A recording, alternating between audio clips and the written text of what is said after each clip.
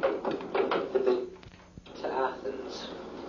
His route was indeed beset by perils, though he soon had another weapon of defense. First of the poison cup. Now Theseus entered Athens, where further troubles awaited him. A witch, who had gained influence over Aegeus, knew that Theseus was approaching, and in her jealousy planned to kill him.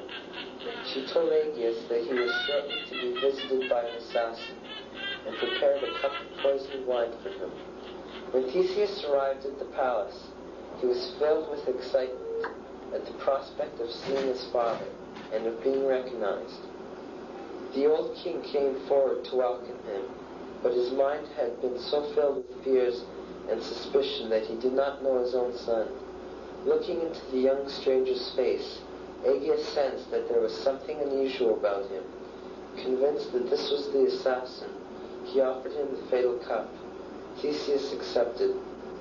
Suddenly, as they were raising their cups to their lips, Aegeus caught sight of the gold-hilted sword. At once he dashed the poisoned cup from his son's grasp, and without speaking, embraced him. Ariadne. Great as the rejoicing was over Theseus' arrival in Athens, an atmosphere of great gloom hung over the city, for the next payment to the Minotaur was due. Even now the unlucky victims were being chosen, and to his father's dismay, Theseus volunteered to be one of the 14. The young men and maidens that had been selected were escorted to their ship by a lamenting crowd. "I will return, father," said Theseus. "I will kill the Minotaur, and there will be an end to this slaughter." "Ah, you must return," said the grieving old man. "And when the ship returns, lower the black sail and raise the white one to tell me that you are still alive. I will be watching for it." "I promise," said Theseus. When the ship entered the Cretan harbor, throngs of colorfully clad people watched the Athenians disembark. Among the spectators was Ariadne, daughter of King Minos. At once her eyes rested on Theseus, and she could not tear her gaze from him. What strength, what grace, what resolution!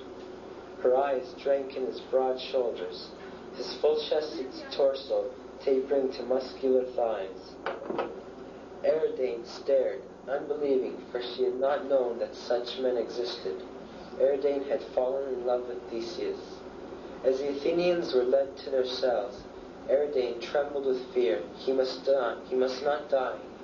To aid him would be to set herself against her father. But that is what her love demanded.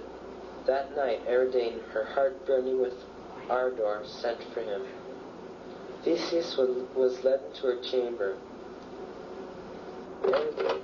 Ariadne trembled at the sight of him, and she looked down until she was able to speak.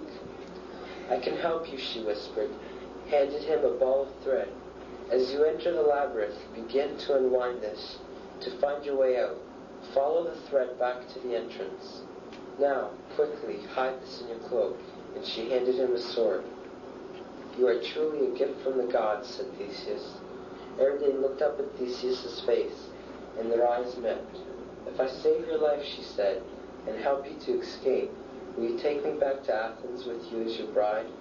Moved by Ariadne's plea, and enraptured by her beauty, Theseus readily agreed. Minotaur. That very night, the victims were led to the labyrinth by its keepers, carrying lamps. 2 dismal passageways opened, and they took the left one. A few yards along, and a doorway opened on the right, but they passed it by. Then they took the middle fork of 3, and, after a short distance, a passageway to the right. They continued to twist and turn, double and redouble, until the way back. And now they left the 14 to their fate. As the keepers made their way to the entrance, they did not notice the thin thread. The Athenians were now in total darkness. Whenever they moved, their feet clattered against the bones of the Minotaur's victim. But they did not roam far, for Theseus had told them to stay together, and to move back when he attacked the Minotaur. Suddenly, they sensed a sharp, heavy odor. The Minotaur was near.